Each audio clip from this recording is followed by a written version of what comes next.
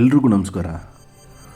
1.5 ಎಕರೆ ತೆಂಗು ಮತ್ತು ಮಾವು ತೋಟ ಸೇಲ್ಗೆ ಬಂದಿದೆ. ಇದಕ್ಕೂ ಮುಂಚೆ ಲೈಕ್ಸ್ ಆ್ಯಂಡ್ ಸಬ್ಸ್ಕ್ರೈಬ್ ಮಾಡೋದು ಮರಿಬೇಡಿ. ಟೋಟಲ್ ಇದು ಅಂದರೆ 60 ಗುಂಟ 60 ಗುಂಟೆ ಟೋಟಲ್ ಇದು ಫಾರ್ಮ್ ಲ್ಯಾಂಡ್, ಅಗ್ರಿಕಲ್ಚರ್ ಲ್ಯಾಂಡ್.